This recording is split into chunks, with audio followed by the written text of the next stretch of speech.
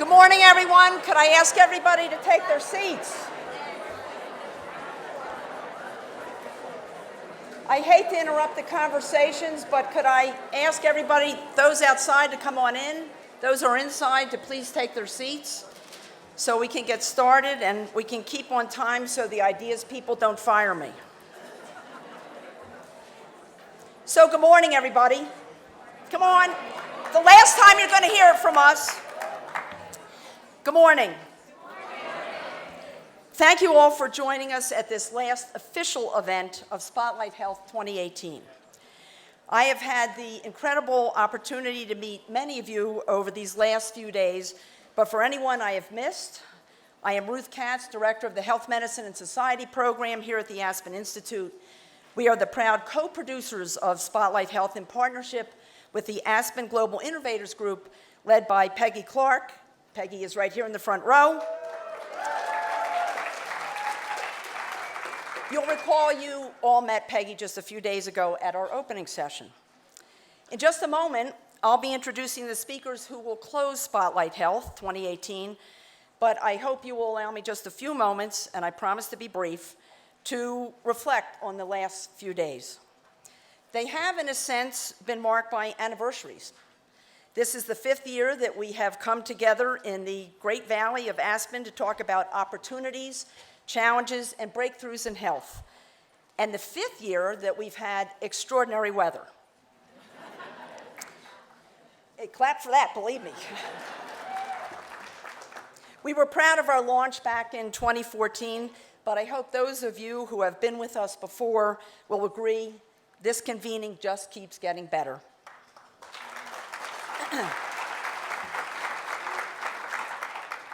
Our gathering is also the first Spotlight Health for Dan Porterfield, the Aspen Institute's new president and CEO. Although he has been on the job for only 3 weeks, Dan jumped right in with his full support and participation. Thank you, Dan. It's terrific to have you on board, and it's great to have your entire family here with us this morning. As you might imagine, putting together an event as complicated as this one with all its moving parts is impossible without a dedicated group of people willing to work around the clock when needed. Our remarkable team just kept going until everything came together, including crafting late-breaking sessions on a breast cancer treatment breakthrough and on the health impact of the family trauma occurring at the U.S. border. Many thanks are due, many thanks are due. And let me start with Natalie Johnson, who is our day-to-day leader.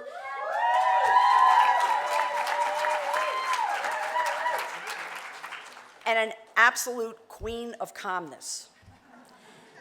Katie Drasser.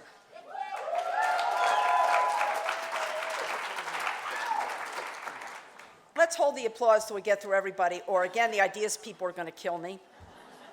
Katie Drasser, Tracy Anderson, Deb Cunningham, Sola Farquhar, and Karen Fiden are absolutely indispensable, as is our summer intern staff, Danielle Fisher. Kitty Boone and Killeen Bretman, who lead and manage the entire Ideas Festival, are powerful and creative forces. Their own team, including the staff from the Aspen Meadows, is simply the best. A big shout out, too, to Alex Garzinski for managing all of our scholars, all 100 plus of our scholars. They are incredible, and they had an incredible time. I talked to virtually every single one of them. And thank you as well to Elliot Gerson, our Executive Vice President, who's been a strong supporter of Spotlight Health from the very beginning back in 2014. I want to say a special thanks to our underwriters. Some of them have been with us since we created Spotlight Health. Others have joined more recently as word of what we are doing here has begun to spread. Let me be very clear in expressing our deep appreciation. This event simply could not happen without your support. Thank you so much.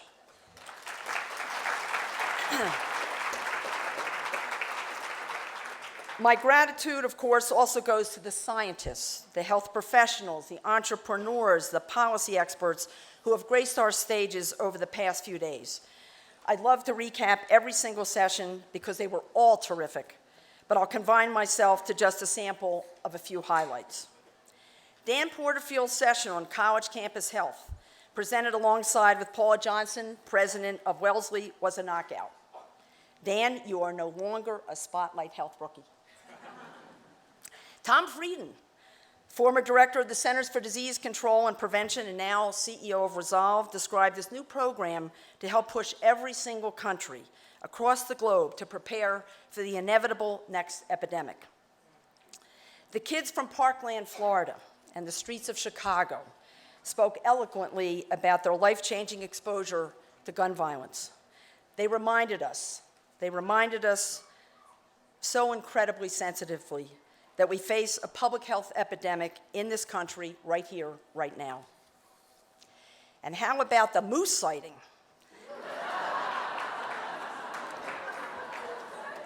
How about the moose sighting that rewarded those who made the early morning trip up to Maroon Bells to learn about the health impact of our changing environment? Another dawn riser I just learned yesterday was Rich Besser. The head of the Robert Wood Johnson Foundation. Rich joined our yoga session in Anderson Park on Friday. No photos, Rich. But even if you slept in, and I know some of you did, you still got to see Elmer and Grover, a polar bear, chemo duck, and those adorable puppy playmates.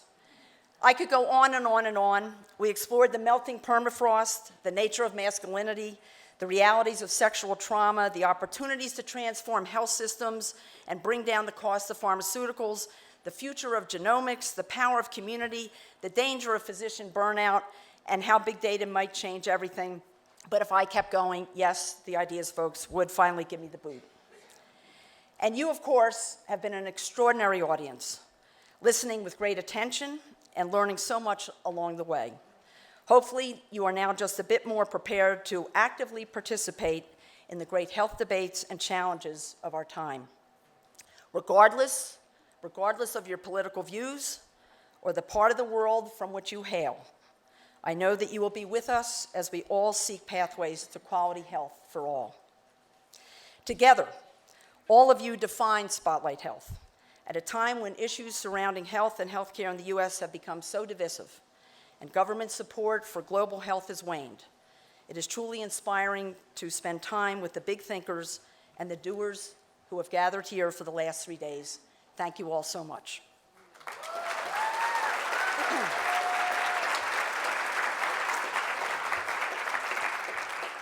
It is now my great pleasure to bring Spotlight Health 2018 to a close with 3 terrific conversations. I'll tell you just a bit about our moderators and interviewers, and they, in turn, will introduce the people who will appear on stage with them. We open with film director DuVernay and who needs no introduction, but all these people need no introduction, and Ajahn Poo, who directs the National Domestic Workers Alliance. Moderator Samhita Mukhopadhyay will guide their discussion. Samhita is executive editor of Teen Vogue, and in her own words, is deeply passionate about feminism, politics, culture, technology, existential dating dilemmas, I had to put that one in, and racial justice. Next will be a conversation between Atul Gawande and Lucy Kalanithi. Many of you have already attended their powerful talks and know they are a fascinating pair. Atul is a physician and writer who has just been named CEO of the new Amazon, Berkshire Hathaway, JP Morgan Chase Healthcare Initiative. He's already told us there will be a new name. Lucy, a physician, speaks and writes movingly about illness, mortality, and the American healthcare system. She completed her husband's best-selling memoir, When Breath Becomes Air, after his death at the age too young of 37. Finally, we end with New Jersey U.S. Senator Cory Booker, who represents my home state of New Jersey. He will be interviewed by Jeffrey Goldberg. Jeff is the editor-in-chief of The Atlantic, our partner, and an award-winning journalist who has conducted interviews with the Virtual's who's who of notables. He also appears regularly as a commentator on Face the Nation. I absolutely guarantee you these will be very rich conversations, so let's get started. Enjoy them all. Samhita, take it away. Thank you all very much.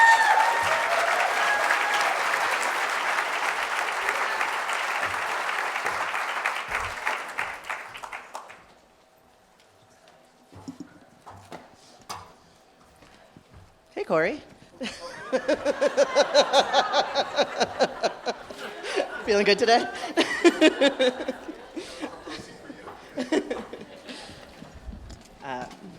Good morning. I'm so excited to be here.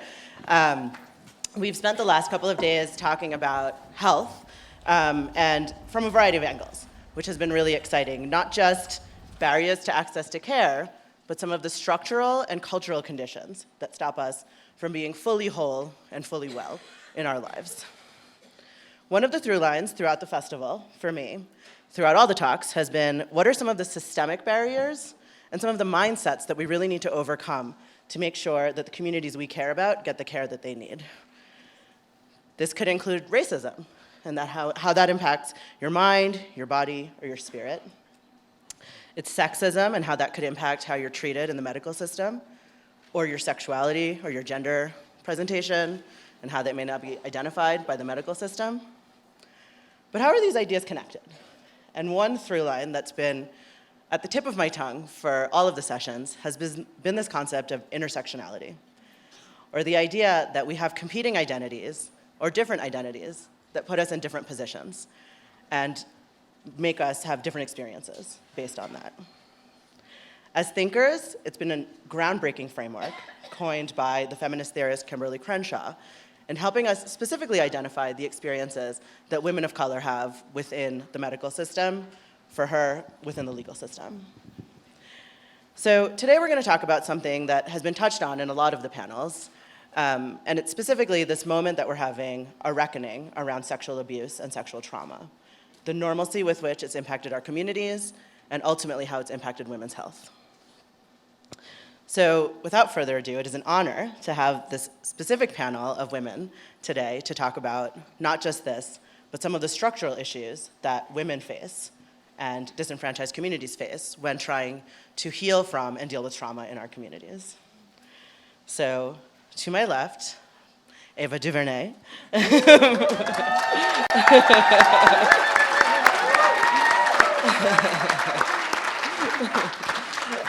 Ava is an Emmy-nominated writer, director, filmmaker, and if you came to her simply illuminating talk yesterday, you would know that she's not just a filmmaker. She makes documentaries, she makes movies, she makes feature films, she makes museum films and music videos, and pretty much anything that she can get her hands on, and we're all better off for it. Welcome, Ava. Jen, to my left, is the executive director of the National Domestic Workers Alliance and the co-director of Caring Across Generations. Jen is someone I've also known for a long time. We were scholars here together 5 years ago.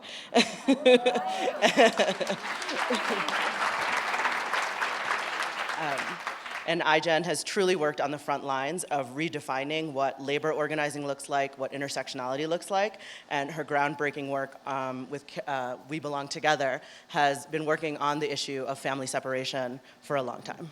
So welcome, Jen.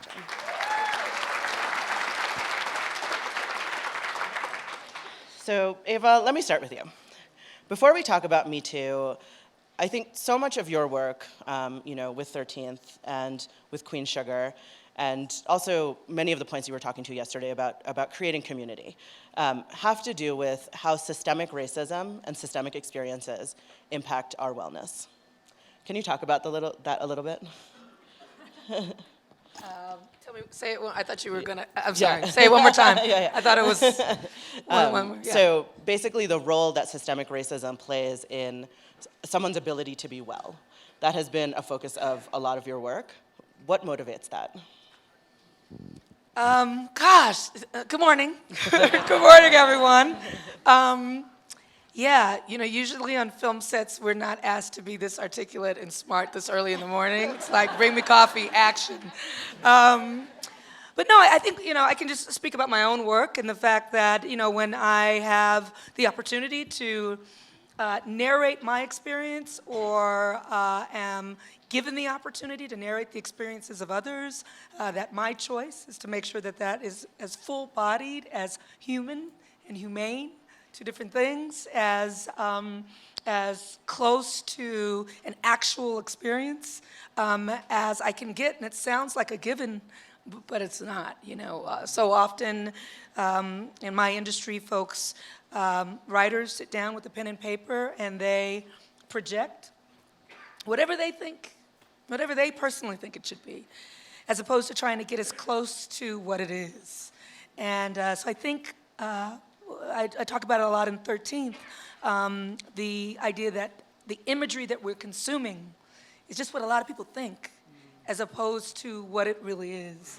And that's really dangerous and unhealthy when you are dealing with images of people who are underrepresented, because those images become what it is, the norm.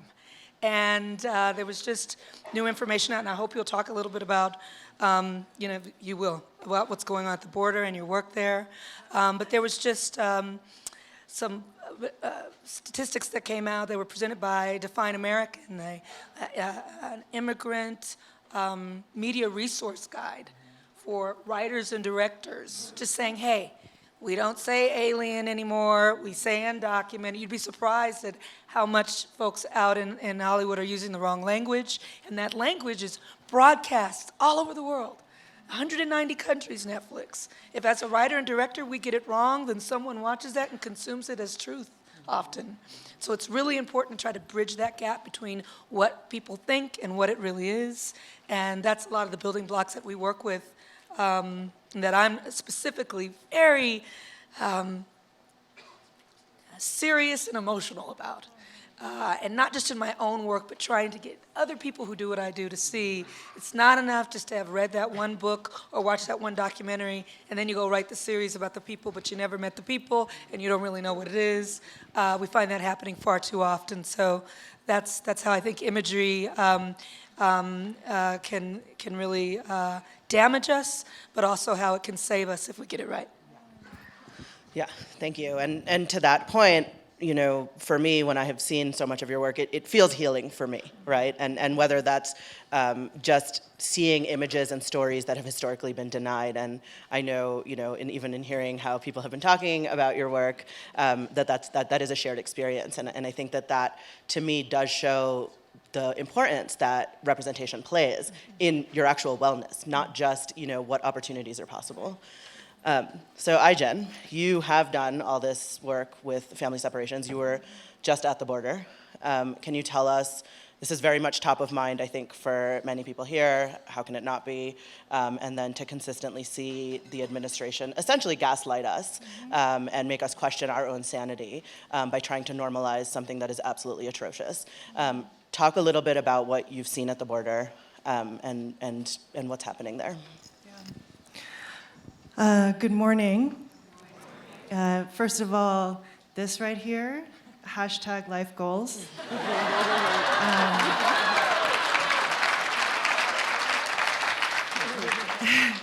And I want to actually personally say thank you to Ava for democratizing the story of who we are as a country and who we're becoming, and to Samhita for the wokest channel ever for young people. It's so important, and so important, both of you. So I did just come from the border, and I will say that the images that you're seeing here and there don't begin to capture the horror of what's happening. It is absolutely a moral atrocity. There were about a few hundred of us gathered on Father's Day for a vigil in front of the Ursula Border Patrol Processing Center, where there are about 1,000 children being held at any given moment. And even as we were standing there for about 3 hours, buses, unmarked buses filled with children passed us by several times. Children being carted around the region like prisoners in unmarked buses, and one bus full happened during the vigil, and we were able to chant and say, "You are not alone, and we are here," in Spanish and in English, and they reached for us, and it was the single most, I'm gonna cry, the single most heartbreaking experience of my life. And those separations have not ended. There are more than 3,000 children who've already been separated, who've been dispersed around the country with no plan for reunification. And now the plan is to expand family jails up to about 20,000 beds on military bases. So we still have baby cages and we still have family camps. That is what's in the works. And at the beginning of it, 2 months ago, was a policy that was about prosecuting parents for doing what every parent does, which is do everything in their power to keep their children safe. That is what parents do. And they're being prosecuted for it, and their children, some as young as 8 months old, taken from them. I feel like this is one of these moments where, we're going to read, our kids and our grandkids are going to read about it in the history books, and they're going to ask us, what did we do to make it stop? And we better have a good answer. That is all. That is my main message. And we can, and actually the outrage and the outpouring and the actions are actually having an impact, right? They forced a response this week, but make no mistake, the atrocity continues and it evolves, and we have to continue speaking out and speaking up and taking action, because this is our country and we have the power to make it stop.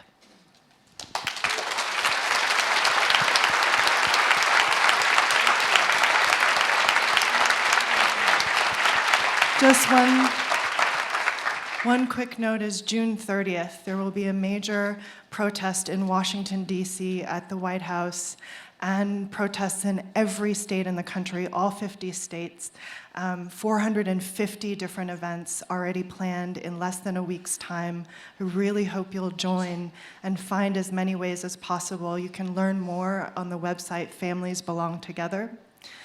And I'll just say, just on the point about intersectionality and health and all these systems, I think at the root of all of the inequities that we've been talking about over the last few days is a hierarchy of human value that defines our economy, our culture, and then we have to create a story, a narrative that explains or legitimizes why some people and their contributions are valued, some lives and some people's health are valued less than others. And that is what we have to disrupt, because where that takes you is a place where children are less than human. Where that takes you is where we are now with this atrocity.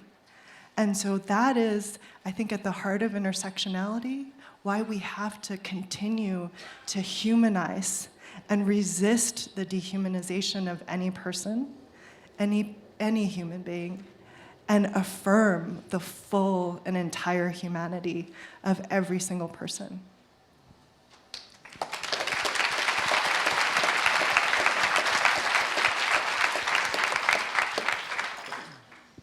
So thank you for that and for your decades-long work on this particular issue. You once invited me to the border, and I did get to take a trip to Tijuana and meet with mothers who had just been deported and separated from their families. And I remember somebody who was working at the center with the women said, these women, we can tell them to not try to cross the border, but their children are on the other side, and there is no law, and there is nothing, no gun, no wall that we can do to stop them. They will keep trying. And that has stuck with me. Can you talk a little bit about the spiritual and traumatic damage that it does to a family to be separated in this way?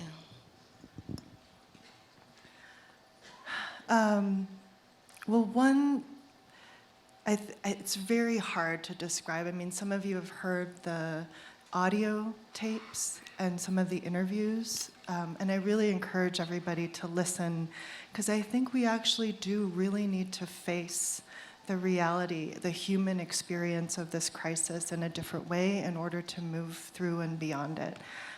but the stories of mothers who have not slept since they've been separated from their children, who cry and cry and cry, and the children who, I mean, many of you are physicians and medical professionals. You understand the trauma and the way in which the trauma gets embedded in the life experience and the DNA of these people, and it's a generational kind of trauma that we're talking about here, right? And so it's hard for me to capture in one particular story, but I'll just say, so there was a young girl who came with us to the Father's Day Vigil all the way from Florida, a girl named Leah. She's 12, and she brought stuffed animals and cards and letters from children in her community to deliver to the children who were in the detention facility.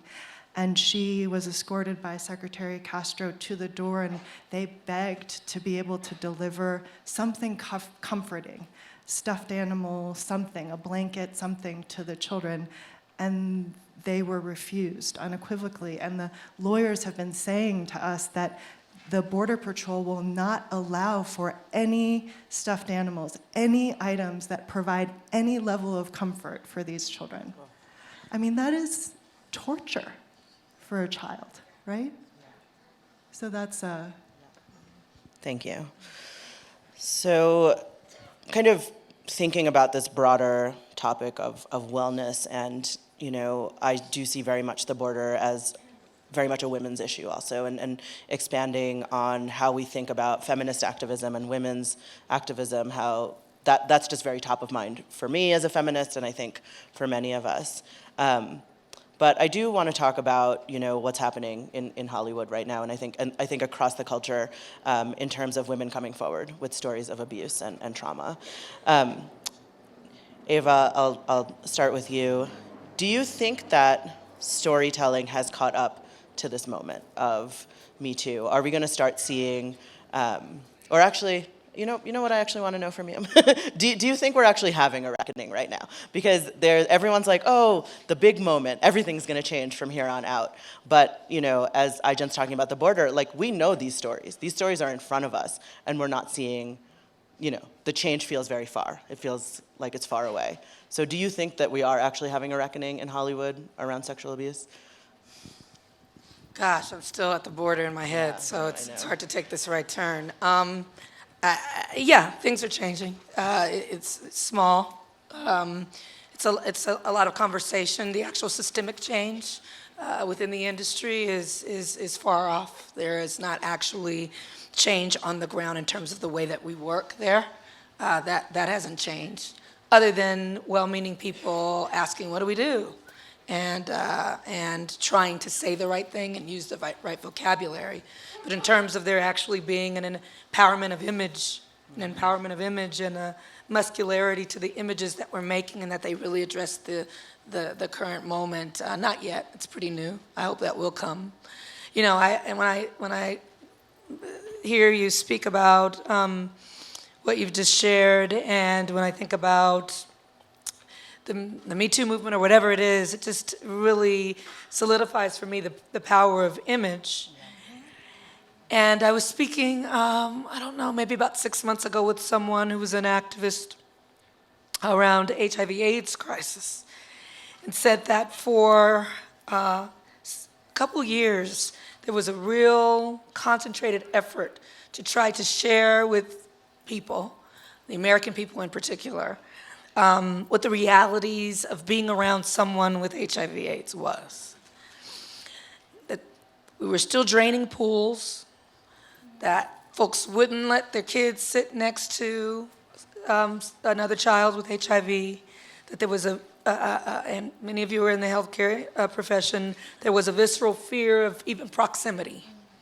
And that there were reports, and there were news articles, and there were activists trying to speak about what the reality was, that there was nothing to fear, but that would really change the public consciousness in a mass way was when image makers listened to activists and healthcare workers on the ground and created mass works.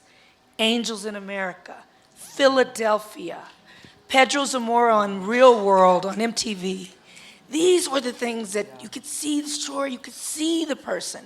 And that is how it all changed. So it's going to take time and hopefully we can collapse that amount of time, for the folks like me who have tools to speak to the world, to be able to connect directly, not what we think it is, but get close to what it is and start to translate that into narratives that are deeply meaningful to people wherever they are. It's happened. We know it's happened. We look at work around the trans community. In a matter of just 5 years, less than that, people being able to even understand my mom, who just didn't know, are they cross-dressing, are they gay but want to be don't know. Just because, how would she know, right? But then she watches Orange is the New Black. She's like, that's a lady. And I was like, yeah, that's a woman. A very beautiful That woman. is a woman. She's like, that is a woman. I said, that is a woman. She's a trans woman. Trans woman. Okay, tell me about that. Wants to know more. And then starts watching it, one of her favorite characters. And then now she's got it. She just needed to know, right? And know in a way that allowed her to come in through an emotional lens as opposed to a place of fear or ignorance. And so I think those are the ways, whether it's Me Too, whether it's what we're experiencing with immigration, it's what I'm really interested in is trying to have people holding hands around these things. Because I don't know unless Ijin tells me, and then Ijin tells me, and then I take what I know with that, and then I create something so we can all know. I think that's the space that we're in, and so for Me Too, it's a ways off. And I think, around, issues of separation, family separation and immigration, it's going to be a ways off. I mean, I'm thinking about it today and I'm thinking, why are they coming? And what are they coming from? And are we going to look at that? The U.S. and America's involvement and the reasons why people are fleeing Mexico, Honduras, Guatemala. We don't want to talk about that. We go too deep into why this is happening. And so those are the kinds of things we hope creatives will start to think about and hold hands on.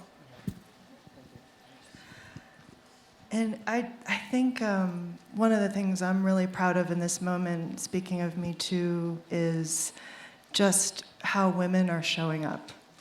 I really do feel like, I don't think anyone would deny that women are the most powerful force for change in the country right now. I don't think there's any argument. And the way women are organizing right now is across race, across industry, across experience, and really reaching for understanding, right? Really reaching for a depth of understanding. The way that the Time's Up Legal Defense Fund was organized to be able to support women in low-wage sectors to actually get access to legal services, and the way that women in the entertainment industry, like Ava, are in constant conversation with social movements and organizers, really trying to understand the nuances of where the levers for change are, whether it's in the story or in the policy. Like, we're actually really working across industries and race in a way that I think models what we need to be doing as a country in order to have a healthy, multiracial future. Right? I think we're really onto something here. It's not just that dismantling disparities and injustice is, the right thing to do. It's actually the thing that unlocks the future that we want in this country.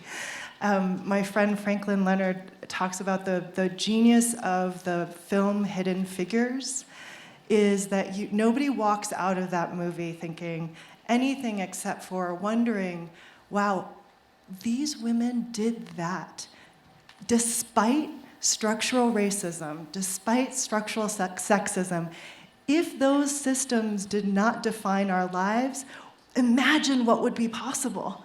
We would all be flying around in space packs. The human potential we leave on the table because of injustice and sexual harassment and anti-immigrant policies, there is a future that is full of love and life in this country and health that we can achieve if we unlock some of this stuff.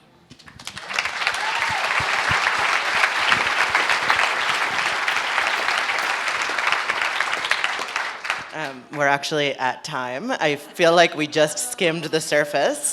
But please, if you take anything from this, and there were so many amazing points, the power of story and the stories that we're putting out there and the impact that has on the actual communities that we're grappling with. And I just want to make one comment about what you talked about last night, if you could speak to it, just Governor Mike Huckabee's tweet with that image of what was he tweeted something like this. What it was like. He tweeted an image of 3 Mexican men who were adorned with body art tattoos. An image that most Americans would look at and think criminal. I thought they were beautiful, but I know what he was trying to do. And he tweeted it out and said something disparaging about Nancy Pelosi, like this was her new committee for something. That's right. I don't know. But it's just the idea of image as weapon, image as weapon against us, and what we have to do is use the images, for me, use the images as weapon for us. And so just watching what we're consuming, where it's coming from, how it's coming from, who it's coming from, is something that the audience dictates. The audience, you vote when you watch, you vote when you go to that film, you vote when you turn off the TV, you vote when, you don't watch Roseanne, you don't watch it. You don't watch the things that don't speak to you, or you do watch Roseanne if it speaks to you. But our industry is so much about audience, and the audience doesn't even know its power. And so you are audience, and I just want to say before we go, this time, I could cry on this time. I really needed these couple days here. I'm going in to make a new piece about a great injustice that happened, and was feeling a little untethered, and just being here in this beautiful space with so many beautiful people, everyone that I've passed, last night in the room with the conversation, the warmth was so nourishing, it's like fuel, it's like food for me.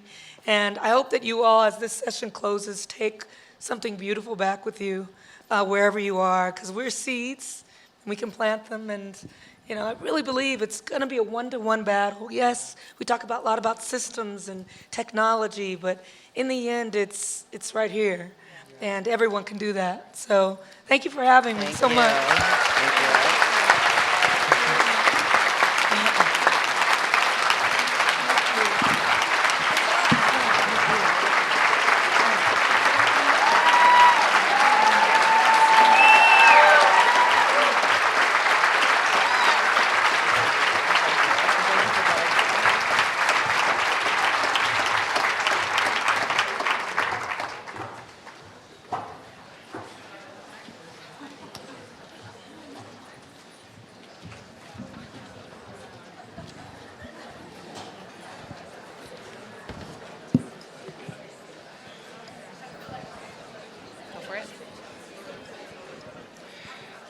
Good morning, everybody.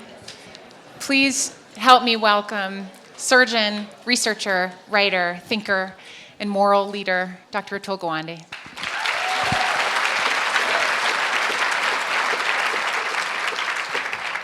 And please help me welcome Lucy Kalanithi, who is a physician, formerly grieving, still grieving wife of a beautiful book by Paul Kalanithi, When Breath Becomes Air, and also a deep thinker. Thanks.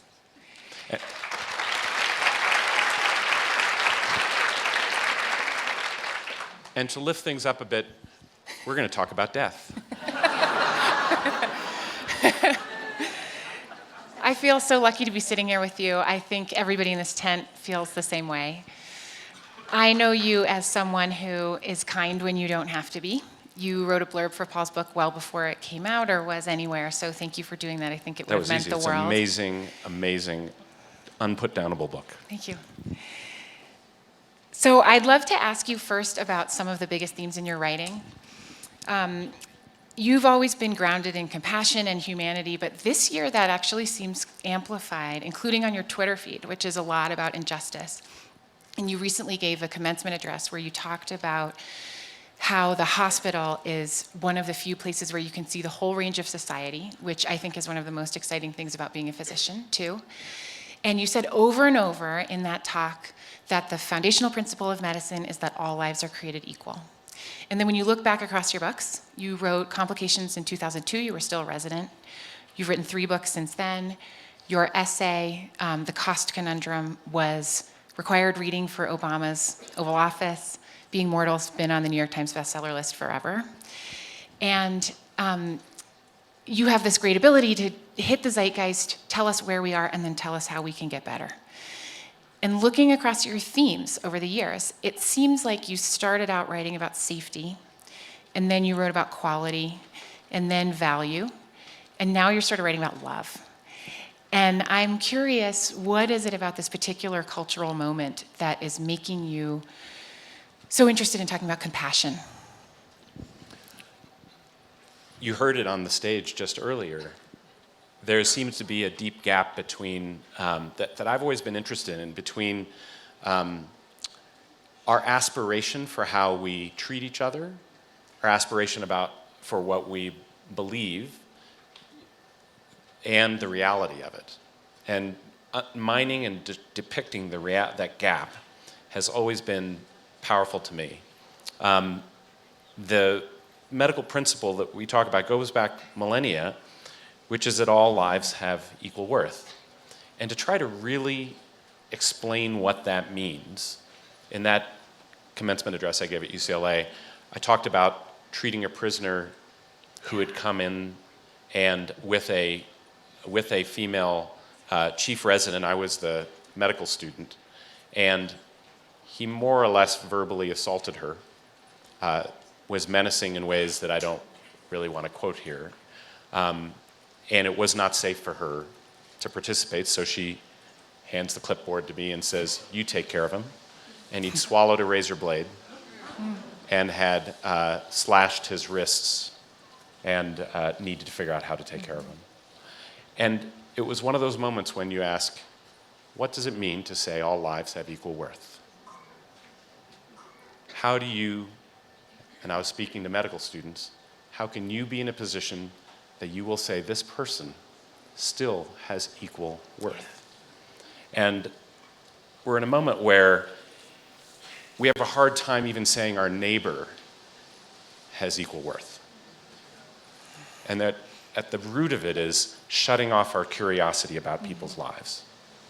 And I think that what's beautiful about your and Paul's work, because it was your and Paul's work, in asking about mortality, a lot of what interests me comes out of medicine is the fact that we close our eyes to the ways in which we're all vulnerable. We are all finite. We are all imperfect.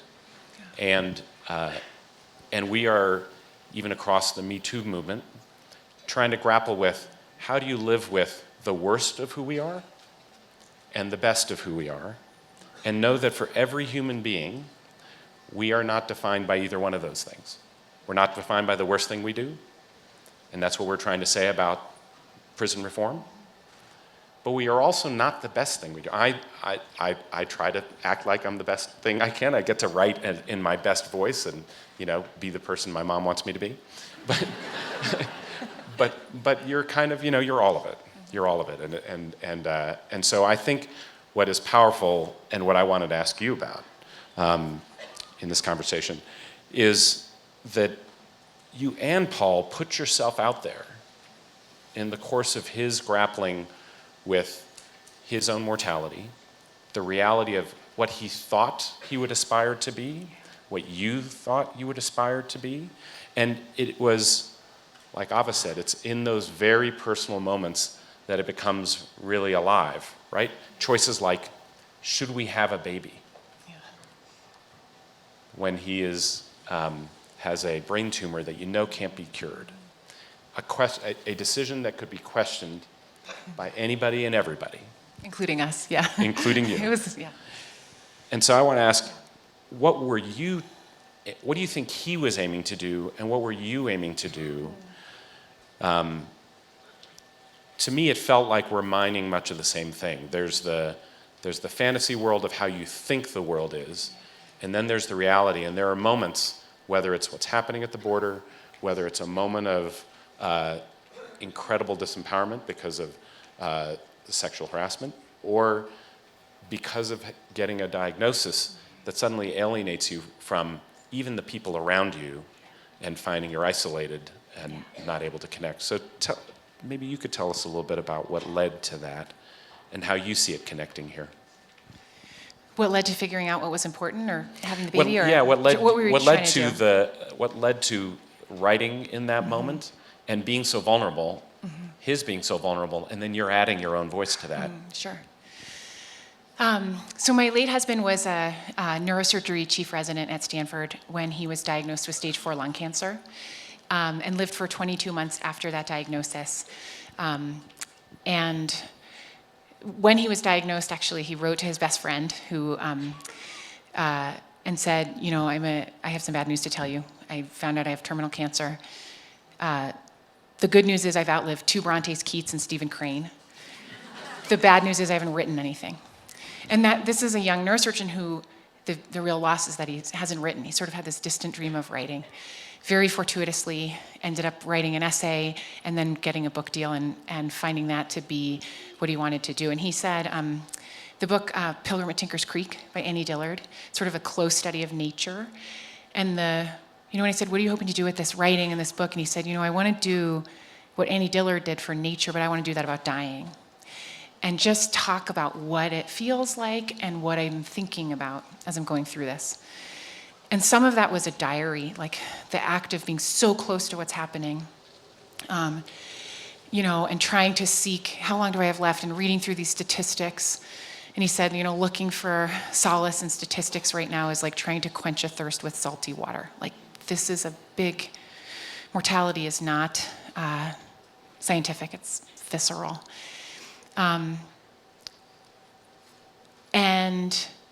I think it's funny because I think in medicine, so much of what you're asked to do over and over is rise to the occasion. So you deliver your first baby, you do your first surgery.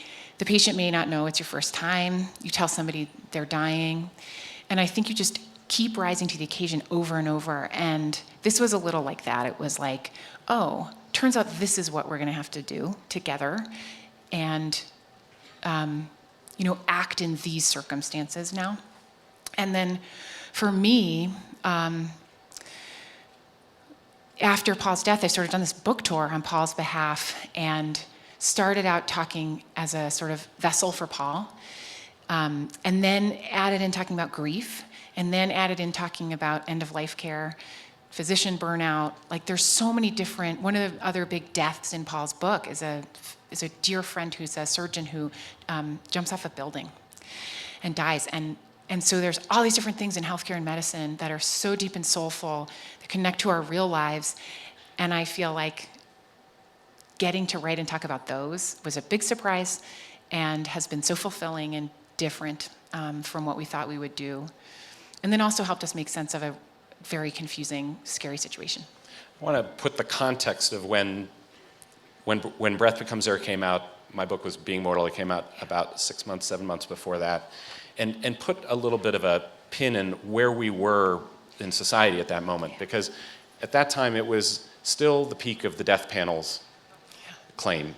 A highly politicized moment where to have any discussion about what happens at the end of life, and to say that there should be a discussion between the patient and the clinician, was seen as tantamount to violating your ethical principles as a physician. It was as if you were saying that people are being asked to systematically let people go across the country, as if it's a kind of genocide or something like that we are attempting to do. And what I felt when I read your manuscript, as my book was coming out, was they were speaking from the same place. And that same place was, and I didn't understand when I was writing my book what was wrong, why I'm a cancer surgeon, and why I often felt my ability to handle situations where people had problems I was not going to fix, often came out badly.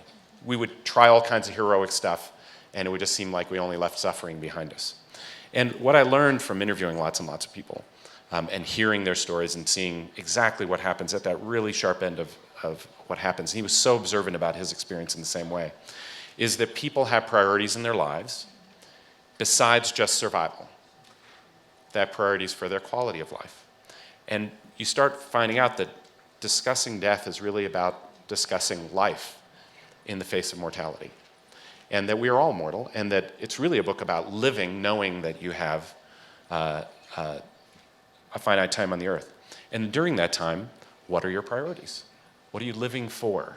And it became really acute in that moment for Paul. But when you ask, and you really realize it's not just about what happens towards the end. It's throughout your life as you grapple with the reality of your own imperfection, your own vulnerabilities over time, your own illnesses, and your own, I thought my goal as a clinician was health and independence, that our goal is to keep you healthy and independent. But then what's the goal when you can't be perfectly healthy and you can't be independent? And you realize the goals are whatever your priorities are for your quality of life as well as your quantity of life. And so there's certain questions we don't ask that he started asking. What's the minimum quality of life you would find acceptable? What are you willing to sacrifice? What are you not willing to sacrifice in the course of care or in the course of your experiences out in the world? And then how do we make sure we're aligning what we do in line with that? Now, we don't ask that question. I've been doing surveys now for 3 years with a coalition and find that only 25% of the time do people who are seriously ill or have a serious disability have a conversation with a clinician about what their goals are, what matters to them most besides just survival. And they have a remarkably different experience, but it's only 25%. I wanted to ask you, because this quote has always stuck in my mind, and I get to read it to you, and getting to be here on stage. This is a quote from Paul in the book. And I wanted to ask you about that moment of thinking about what his priorities are and what really matter. He said, the tricky part of illness is that as you go through it, your values are constantly changing. You try to figure out what matters to you, and then you keep figuring it out. And then he goes further. He says, you may decide you want to spend your time working as a neurosurgeon, but 2 months later you feel differently. 2 months after that, you may want to learn to play saxophone or devote yourself to the church. Death may be a one-time event, but living with terminal illness is a process. What did you discover, because it was a journey, were his priorities, and what did you discover your priorities were? So that moment of diagnosis was such an explosion because you realize how much of your identity is tied up in your future self and who you imagine you will be years down the line, and choices you're making today are very much related to you in the future. That all disappeared.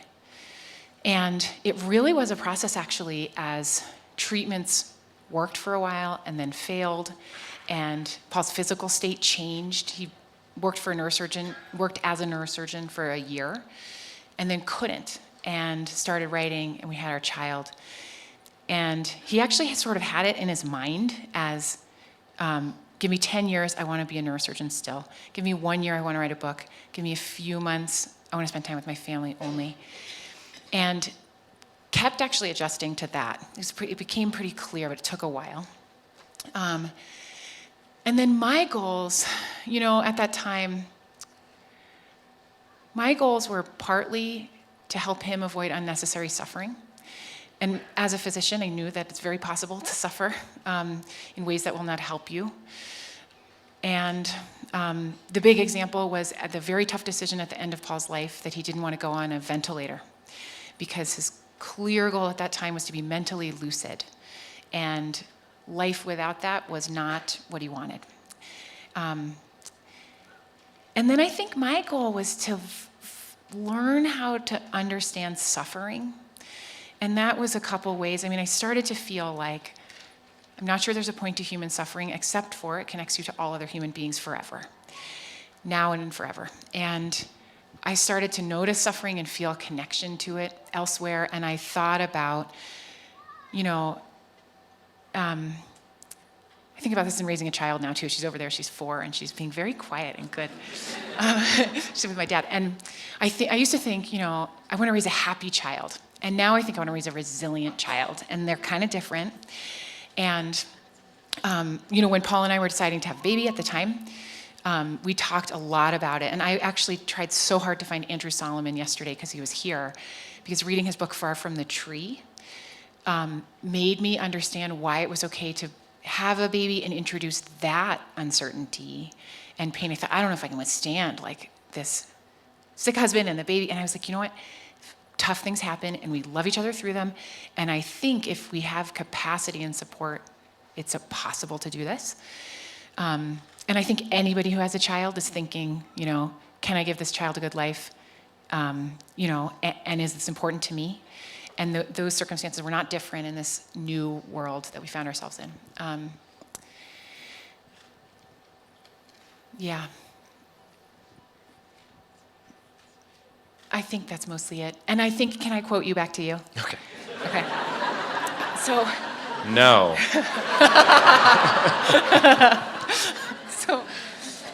Oh gosh, and so your book being Mortal, the first half is about aging, the second half is about dying. And those are the two things that medicine cannot fix, like you just described. And you talk about what it means to be a doctor for people whose problems you cannot fix. And there were some sentences from that book that I carried around like a little talisman.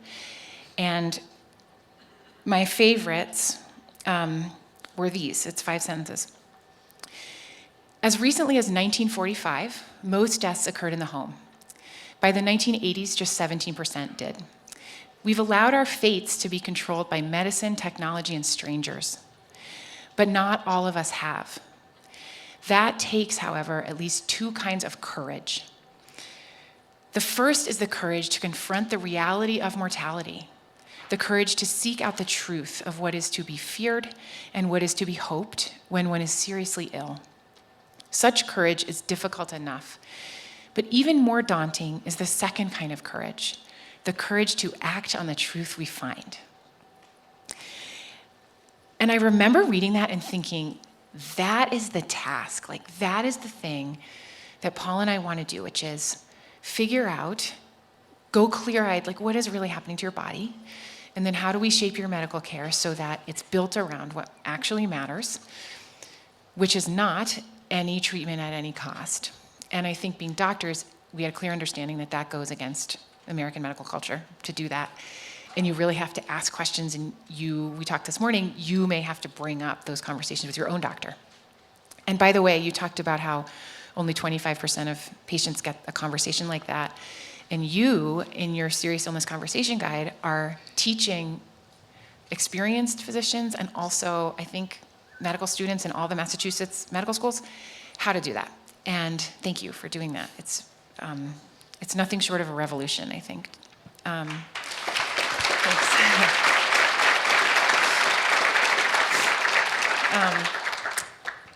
And I'm curious to know from you, so as physicians, we sort of get a front row seat to the human condition, which is so beautiful. But in writing Being Mortal, you went further than that. So you went into patients' homes, talked with bereaved families, learned from people what really was most important in their most difficult moments, including with your own family. And I'm curious how the act of writing Being Mortal affected your own thinking about your life and your choices or your mortality too. I think through stories and through writing, so much of my writing is thinking out loud and getting to work my way through problems. I don't find it's interesting to write about things where I'm just trying to explain something to people and I know the answers. It's much more interesting, like, why the hell are our costs so high? Or what is going wrong in this space?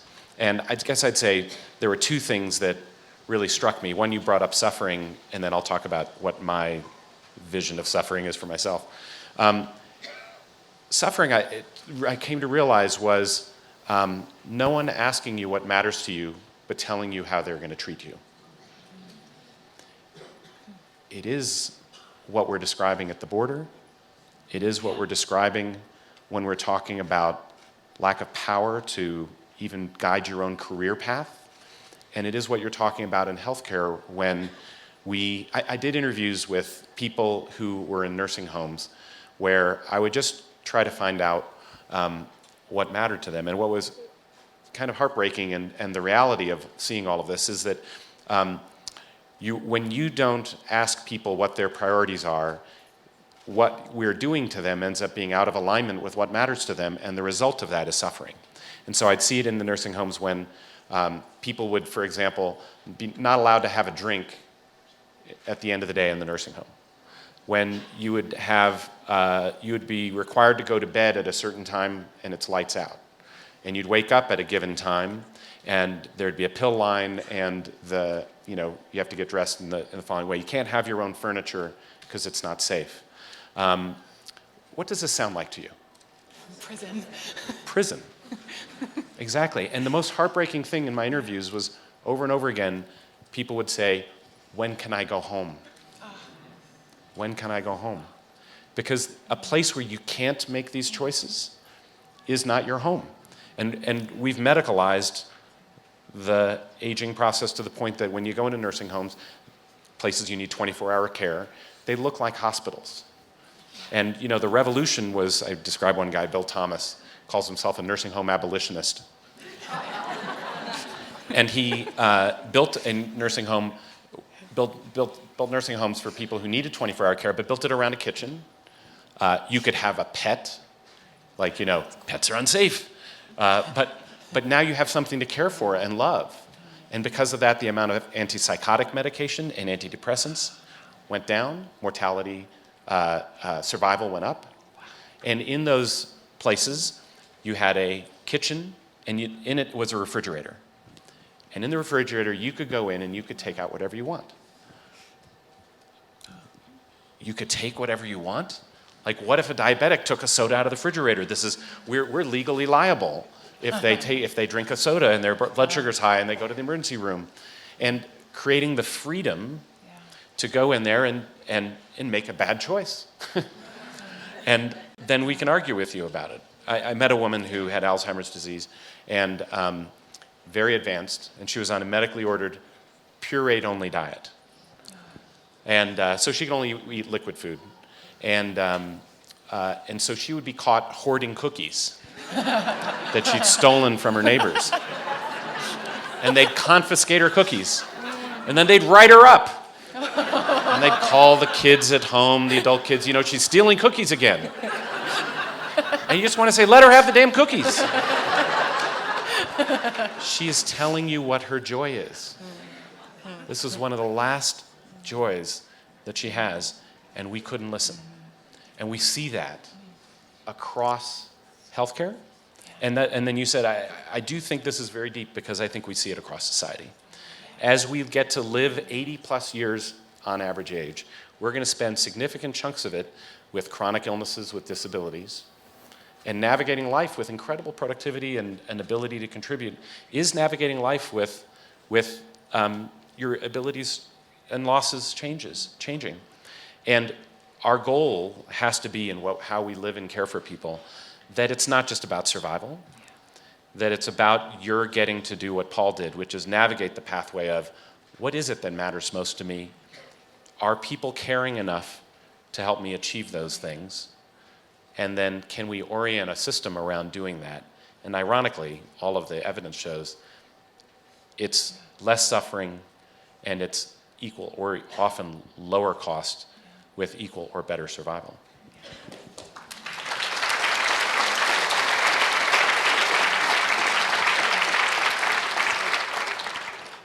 So we're out of time. You have said, better is possible. It does not take genius. It takes diligence, it takes moral clarity, it takes ingenuity, and above all, it takes a willingness to try. Thank you for your willingness to try. Thank you for all of yours, Lucy. Thanks.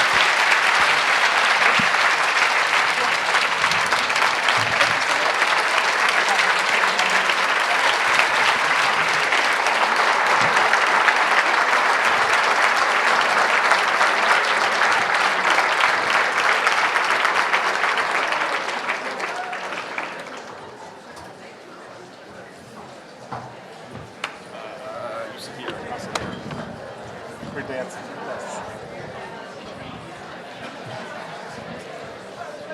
Hello. That's a tough act to follow, but we'll do it, right? Two tough acts to follow. Two tough acts to follow. Very, very quickly, just to roadmap this conversation, what's going to happen is we're going to talk about healthcare in America for a few minutes. We're going to talk about America for a few minutes, and at the end, I'm going to ask him if he's running for president, and he's going to duck the question, and then we'll go get something to eat. It'll be great. It's going to all work out. I can predict the future, like 18 minutes down the road. Let's talk health first. You've signed on to Bernie Sanders' vision of Medicare for all. You at the same time, are spending a lot of time defending ACA, defending Obamacare, which of course doesn't go as far as the theoretical concept of Medicare for all. Explain to me your approach to this. Why wouldn't it be better just to let the Republicans have their way with ACA, let things go? No, seriously. It's and then replace it with something that you actually seem to want, which is something more dramatic and more inclusive than ACA. Well, first of all, it's incredible to be here back in Aspen. At times, it's good to go onto the mountaintop before I go. You see the promised land? I do. I do see the promised land, but I sadly will go back into the lying land in D.C. very soon. Look, we should start with our values always. What is our values as a society? And I believe that we have been working towards creating a more beloved community that believes that you cannot have life and liberty and the pursuit of happiness. You cannot have liberty and justice for all, our most vaunted values. We know as a society you cannot have them without public education, that you cannot have them without equality under the law. Well, I believe you cannot have those things unless everybody has access to health care. And we do not have, while most people will agree, they think that being an American citizen, it should be a right to have access to health care. We just do not have that. Not only do we not have that, but we have built in America, perhaps amongst industrialized countries, the most unjust system, the most expensive system, the system with so much of perverse realities where we're happy to spend so much more supporting unjust systems than providing health care for all. What people say to me all the time is, oh, it's so expensive, what you're proposing, it's so expensive. And I go, look, what is expensive is that we spend more per capita on healthcare with worse outcomes than anyone. We've built these other systems around our healthcare systems, which, don't get me wrong, are healthcare systems. Let me give you the most unjust system that costs all of us as taxpayers hundreds of billions of dollars a year. It's called the criminal justice system. Why is that a healthcare system? Because that's what we do with our addicted people in this country, is we shove them in prison. That's what we do with our mentally ill people in this country. We shove them in prison. That's what we do with our traumatized people. 86% of the women we incarcerate in this country are survivors of sexual trauma, rape, and abuse. And so we are this country that is so much more comfortable with spending trillions of dollars on the back ends of problems as opposed to creating a sane and just system like something as basic and simple as health care for all. Come back, because legislators have to legislate in prose, not in poetry. So to just go back to this question of the sequencing and the importance of these simultaneous measures that you're pursuing. Well, first of all, how does it actually work? First of all, God, we need more poetry right now. And I'm telling you that right now, and I'm not saying anything, because I think where we're stuck is, in our country, this terrible poverty. And I'm not talking about in a material, measurable sense of way. I'm talking about a poverty of compassion and a poverty of empathy. We have this country right now where, and I've made a very purposeful decision in my life that I would live in a low-income community. I'm the only United States senator for decades now that lives in a community. My median income and my neighbors, and we have a rich community with wealth of people, but the median income where I live is $14,000 per household. And what my neighbors and my community, what we struggle with in terms of the carnage of human potential because of unjust systems, If more people are aware of this, and I have such faith in the depth of compassion of Americans, but we are often ignorant of what's happening to our neighbors, to our community members, and how that affects our lives. So I understand that there is when it comes to policy making, and I'm deep in the trenches of doing that every single day, proud of a lot of the bipartisan things I've gotten accomplished even under this president that will affect and empower communities like mine. But the biggest obstacle for me is never an issue of can we do it? I believe there's a policy pathway, but the real problem right now is that do we have a collective will to say, are we as a country going to embrace our values and stop the lack of common sense? And I'll give you something simple. I was a mayor of Newark, New Jersey for 7-8 years, and I couldn't understand why we have a society that does not make resources available for housing, and to give people security in a home would solve us from spending so much more money. And I'll give you an example. Plymouth Housing Group in Seattle did a study of what was more expensive, to leave mentally ill people on the streets, and I can take you from LA to New York and show you thousands and thousands of people on the street. What's more expensive, to leave those folks on the streets or put them in supportive housing? Now, any housing advocates here, supportive housing is very expensive because it's not just putting a roof over people's heads, it's providing services, round-the-clock services. So Seattle did the study through the Plymouth Housing Group. They took 23 people, what were their costs on the streets, what were their costs all in. Net, they saved taxpayers in Seattle $1 million by taking folk off the street and putting them in supportive housing. Why? Because it's the healthcare systems we've set out. What happens to mentally ill people in the streets? They end up in our jails.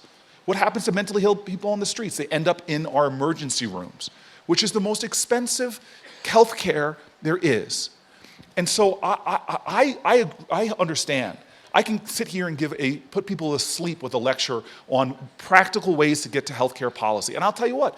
How about just answering the question, how are you going to pay for Medicare for all, absent huge structural changes across society that you're talking about? Well, I mean, it's a serious question. No, to me, it is a serious question from a serious person, but thank you very much. I really wanted to, You have not come to Aspen Comedy Night. These last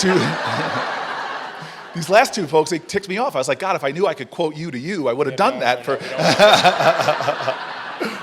Read my tweets. All right. I will never listen to, and by the way, there's nobody in the Senate who's cut government when we have former governors, former county executives, former mayors. Nobody cut government as much as I did. When I was mayor of the city of Newark, I cut my government 25%. So I can out fiscally conservative anyone. But don't tell me about expenses when just a few months ago, we passed a tax bill that blew a $2 trillion hole in our deficit and debt, that suddenly we found the money to give the wealthiest corporations, who, by the way, we're at an 80-year high for corporate profits in the United States of America. They really needed our help to give them even more profits at the top end. Don't tell me we don't have the money to do things in the United States of America. What we need, again, is poets. And hold on, let me just give you an example. When John F. Kennedy changed the moon from a dream to a destiny, we didn't have arguments about the expense of getting there. He called to the moral imagination of a nation to lead the planet Earth to going to the moon. Well, I want the United States of America again, not to lead the planet Earth in sickness, in obesity, in infant mortality amongst industrial nations.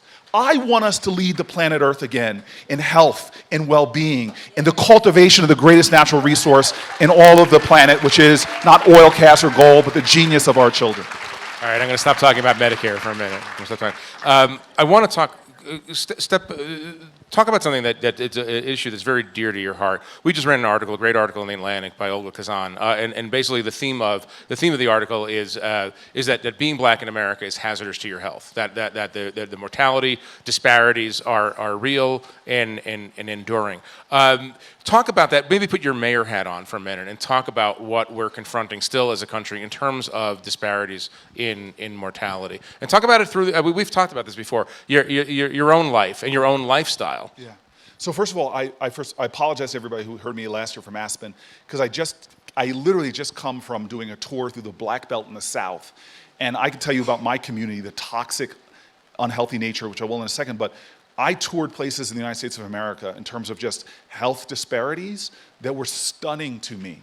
Whether it was the low-lying pig areas of of North Carolina, where people live around communities next to these massive CAFOs for companies like Smithfield's, Chinese-owned company, who they export their pollution to us, and then they import the final product there. Massive lagoons of pig feces. They have no place to put it. It pollutes rivers and streams. They spray it over fields. That then I'm sitting with African-American communities, because other communities would never have let this, more privilege, would have never let these CAFOs in their communities. And they sit there and talk to me about respiratory diseases, cancers, worse than that. They can't open their windows. They can't run their air conditioning. They can't put their clothes on the line. The property values have all sunk. I go up to the mountains of Alabama, in towns like Uniontown, Alabama, where they literally were taking people generations ago for the Tuskegee syphilis experiment. And now, again, packed church. Everywhere I went, we would meet in churches, packed to the rafters, not to see me, but because a federal official cared enough to come down and listen to them, to hear their dignity. And they say to me, they used to take people and inject them for syphilis experiments, but now they've taken coal ash and dumped it in the middle of our community. And again, people who've been on their land since slavery, their property values go on. They're literally told, don't eat the fruit from your trees anymore because it's poisoned. Then I make my way over to Louisiana, to a place you don't need to know where it is. Just Google Cancer Alley. It's between Baton Rouge and New Orleans. It's a strip of the Mississippi. Again, these old plantations, African-American communities, where the particulate matter is way above even what the EPA says is legal. And I watch at a point now that I cannot control my tears as family members come up and tell me that their brothers, their sisters, their wives, their children dying, who have died of cancer because we do not care. And so my community, what got me started on this, is I live in a majority black city. I live in a city that's over 80% black and Latino. And I couldn't understand this. I became an environmentalist, not because I'm worried about polar bears or ice caps. I became an environmentalist because I've seen what we are doing to fellow Americans. My kids, first of all, people think Flint is an anomaly. Reuters reported there's over 1,000 jurisdictions in America where children have twice the blood lead levels in Flint, Michigan. I live in a community where when I wanted to do urban farms, I did them, but the state EPA stopped me from planting in the soil. I have to use planter boxes because there's lead in the soil. Imagine not being able to eat the tomatoes that you want to grow in your backyard. My kids can't breathe the air. We have epidemic asthma rates in inner cities 3-4 times higher. And if you're black in America and white in America, you both have asthma, the black kid is 10 times more likely to die of asthma. There's a challenge that we have in this country that nobody's talking about. We collectively, Democrats and Republicans, when we realized the toxicity of Superfund sites in America, we joined together. Reagan reauthorized it. Mitch McConnell voted on it. Something simple little tax on those chemical companies in Cancer Alley that are polluting that air. Small little tax on those chemical companies to fund Superfund cleanups. Well, guess what? In the time of Grover Norquist, no new taxes. They let that sunset. We're not funding Superfund cleanup. Guess what number? Barbara Boxer and I asked this when she was still in the Senate. What's happened to the Superfunds over the last 10 years? They're increasing like this. But now we have longitudinal data. Princeton released it. We know exactly what happens to children born around Superfund sites. I live around 2 Superfund sites. My niece was born around 2 Superfund sites in an inner city community because Superfunds are overwhelmingly in poor communities and communities of color. According to Princeton data, if you're a child born around a Superfund site, you have 20% higher rates of autism, 20% higher rates of birth defects. I live in a community where human beings are being divorced from their environment, air, water, soil. And you add that toxicity to another human health crisis, public health crisis, which we don't talk about enough. I know Parkland caught everybody, rightfully caught all of our guts and our hearts. But within days after Parkland's, on my block, Shaheed Smith was killed with an assault weapon. On my block. We have shrines to children murdered all over my community. And so what is it like for the doctors in the room to have that oxytocin, that fear, constantly firing, not post-traumatic stress, but continuing traumatic stress? You add to that insecure in your housing with eviction rates. It is so much cheaper than to pay that $600, that $400 to keep a family with children in their homes than to suffer the cost of what happens when families are evicted in America. So what happens when you concentrate all of these things? And remember, these communities were designed by fellow Americans. To be an African American and escape a concentrated inner city, what did my parents have to do in 1969? They had to get a white couple to pose as them to buy a house in a white community in New Jersey. In 1969. And even on the closing, when the white couple didn't show up and my father did with a volunteer lawyer, The real estate agent didn't give up. He got up and punched my dad's lawyer in the face. Our communities like Newark and Patterson and Cincinnati and Detroit have been designed from decades of structural institutional racism that packed all of our poverty into these communities. And by the way, all the data shows you can take poor families who are in middle-class communities, they'll thrive so much better than when you concentrate poverty. And so all I'm saying is that we have a country that has such an environmental challenge now, not about what's going to happen 25 or 50 years now, which we need to take action on, but right now families are suffering disproportionate rates of birth defects, disproportionate rates of cancers, disproportionate rates of respiratory problems, because we're not addressing these inequalities in our country that are producing the health disparities that we talk about. How can we live in a nation, number one, with high infant mortality, but African American women see 2.2 times higher rates of losing their children through childbirth? This is unacceptable to all of us, and it affects all of us. As was said by the earlier panel, how much genius have we lost? How much have we had to pay in just our collective wealth? Not to mention the lost economic booms we've lost by sustaining systems that are so expensive and so unequal. Let's talk more generally about where we are as a country. Right now, where people aren't hearing each other. Jim Mattis famously said that the problem in America, and this is an interesting line, is that we've stopped liking each other. I want to talk about bipartisanship, and I want to start with a small question and blow it out. The small question is, do you agree with the restaurant owner who refused to serve Sarah Huckabee Sanders? So I believe in a radical love. I believe that we should love those who hate us. I believe that we should love those who scorn us. I believe that we are a nation right now that is settling for this ideal of tolerance when we should be reaching for the ideal of love. Tolerance says I'm stomaching your right to be different, that if you disappear off the face of the earth, I don't care, I'm no worse or better off. Love says I see you. I really take the time to see you. Well, what if that person doesn't love you? I am one of those guys. I'm not using her as a specific, but you know, yes. yeah. Look, I'm really one of those people that thinks She might have a crush on you for all I know. I'm not talking. You need to stop talking for a second. I'm not talking.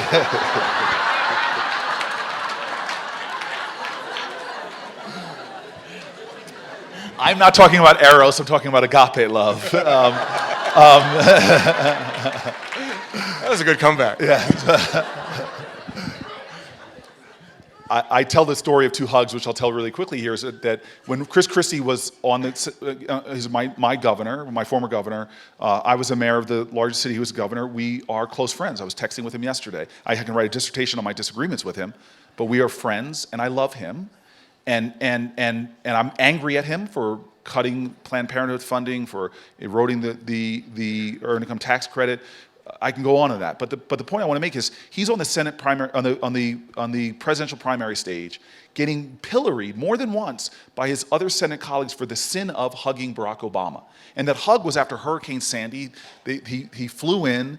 The president flew in, comes down the steps. Everybody's grieving in our state. It's a two-man hug. It wasn't even a good hug. I'm a hugger. That was one of that was one of the most awkward hugs ever. It was an awkward male hug. What do I do with my hands? You know this. I don't want to get too close. You know. Terrible. You know. Flash forward. There's also physiological diversity. In flash forward. It's just an observation. It's You just gave an me a observation. visual. I'm not judging. I did not need that visual this morning. Hard. It's a hard thing to do. Okay. Fast forward to just a few months ago. John McCain, during the healthcare debate, gets what could be a terminal cancer diagnosis. Comes to the Senate floor. He gives a profound speech. I crossed the Senate floor in front of the C-SPAN cameras. 14 Americans saw me, and my mom. And I hug John McCain, a real hug, full body. And I go home, and I'm getting pilloried on the internet, on Twitter, by people in my own party for saying, how could you hug him? Have we gotten to the point in America where we hate each other so much that it's a betrayal of your tribe to serve a person a meal? It's a betrayal of your tribe to have a conversation with somebody. We as a country right now, I agree, we have this poverty of empathy where we can't see the suffering of folk that are in a factory town. We can't see the suffering of folk that live in the central ward of Newark, New Jersey.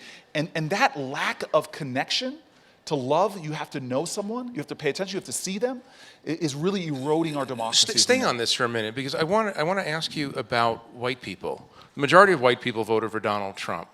What do you think motivated? And obviously, it's a diverse group of voters, 63 million or so people. But what do you think is going on? You're trying to understand, and going back to what Atul was saying earlier. Understand, putting yourself in the shoes of somebody else. Do you try to go through that exercise of understanding what white voters who might hate you, who voted for Donald Trump, are going through? Or is it now you're heading into 2018 midterms and 2020? Is it going to become combat? I'm listening to this great book on Audible, The Radical King. And he literally goes through this incredible intellectual exercise of empathy and love, of saying that white man who hates me, who beats me, and going through, he must have grown up in a family where all he got for breakfast, lunch, and dinner was that kind of hatred. He literally goes through this powerful period of empathy and comes to the conclusion is that I love that person. It's a radical love.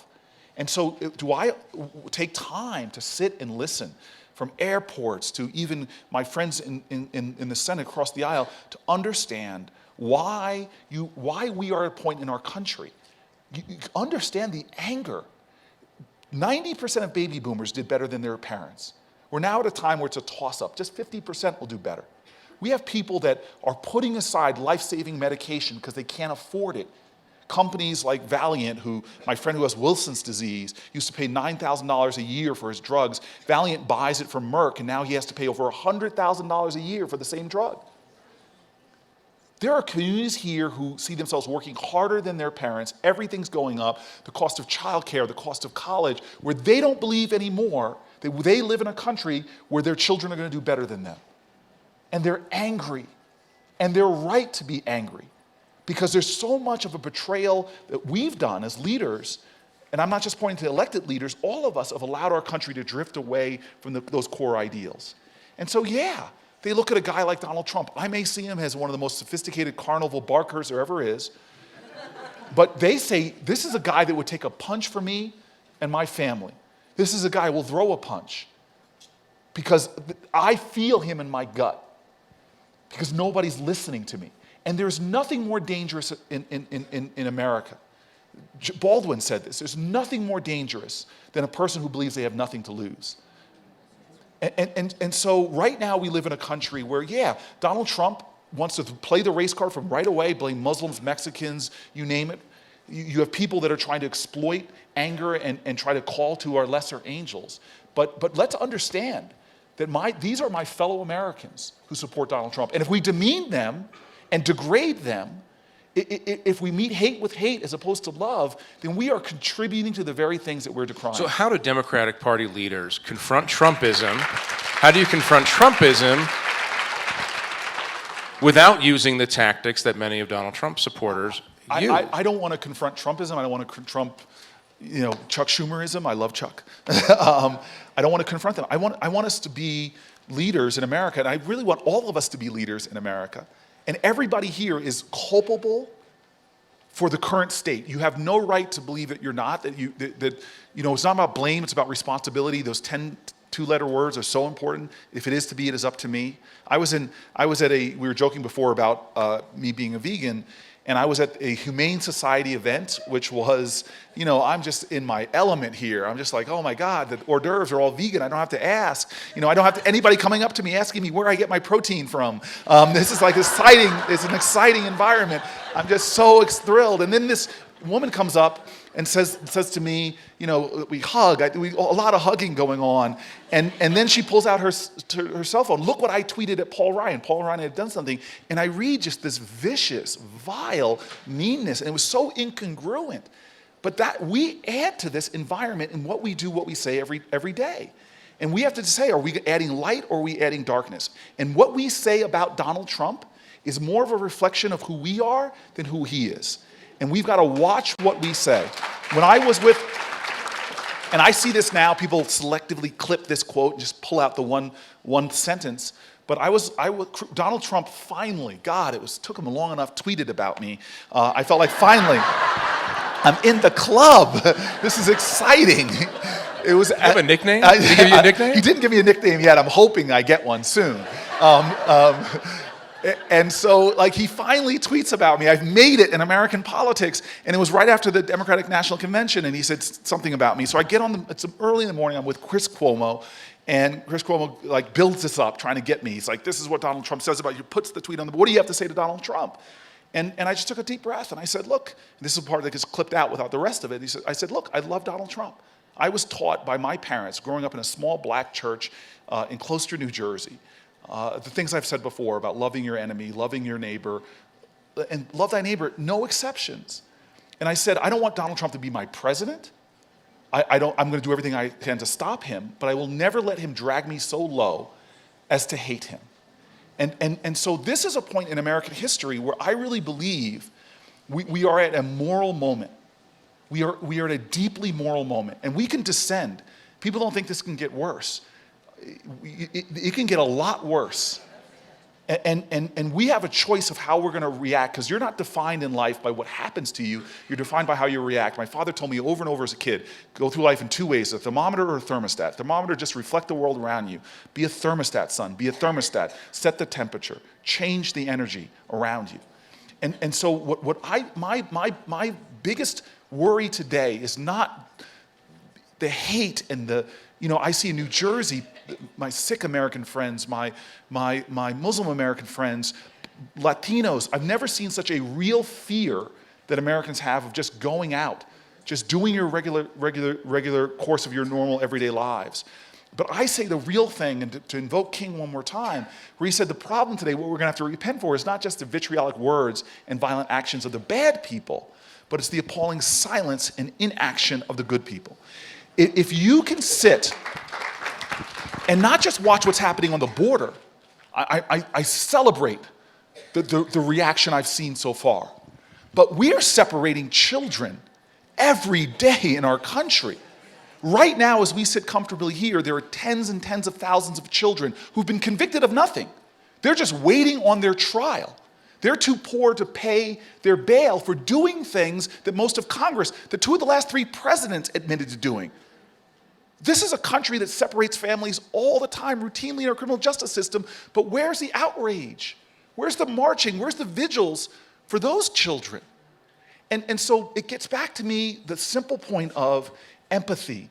Are we sideline sitters? Are we bystanders to what's going on in our country? Or are we going to be active, I call it, not just agents of love, but we have to be like the old alchemists of old, not turning coal into gold, but turning hate into love, turning apathy and indifference into action and engagement. Two final questions for you. One, are you going to run for president?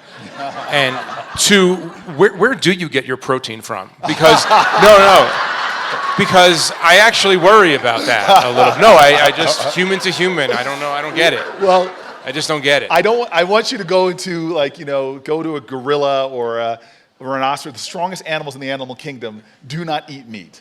And so that's what I'll answer to you, that now you're going to see a great documentary coming out soon called Game Changers about all the elite athletes that are now switching over to vegan diets, bodybuilders, ultra-marathon runners, you name it, every category. The entire defensive line of the Tennessee Titans moving over because, for me, and that's what I became a vegetarian in 1992, I was a Stanford football player. I used to be chiseled, now I jiggle. But and I did it for the competitive edge that veganism gave me. Now, as far as running for the presidency, right now I'm just going to run from the president. Cory Booker, thanks everybody. Thank you.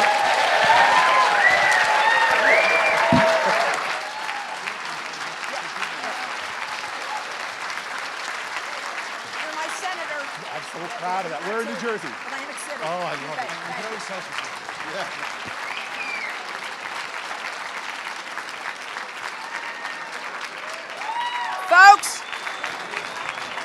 Folks, that's a wrap on Spotlight Health 2018. Thanks for being here. We'll see you back here next year.